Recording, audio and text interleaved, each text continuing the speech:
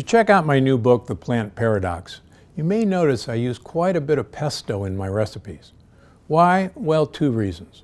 First of all, it's delicious and it adds great flavor to any dish. Second, it's probably the perfect food.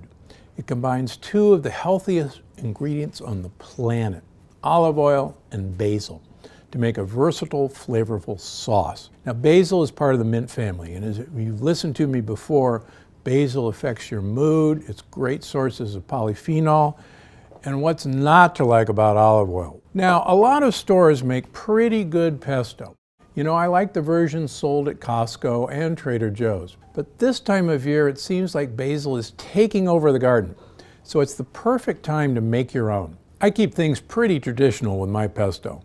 Basil, pine nuts, olive oil, garlic, Parmesan Reggiano cheese, and a little sea salt. So to make your pesto, take your basil, and I like a lot of it. A couple nice big handfuls. And then you're going to put in the Parmesan Reggiano. Please, Parmesan from a green can is not Parmesan cheese. Spend the money for the good stuff. Then you're going to add some pine nuts. Now, I like a lot of pine nuts. There's some very interesting new research that pine nuts may actually fight inflammation better than most nuts.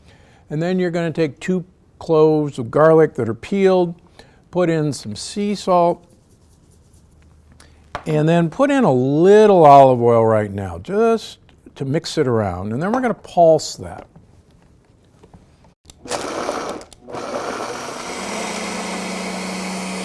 Don't be shy with the olive oil.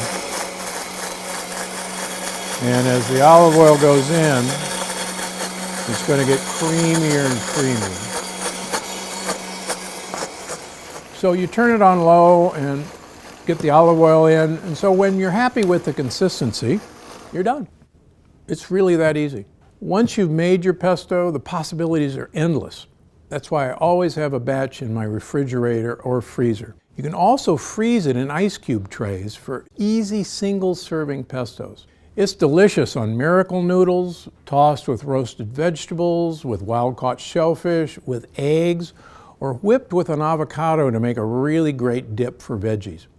And to see pesto in action, check out my portobello pizza recipe.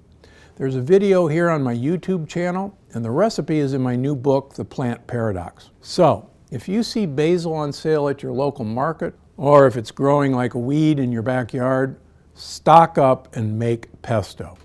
I promise you, if you freeze a ton of this summer, you'll use it all year long. I'm Dr. Steven Grundy, and I'm always looking out for you.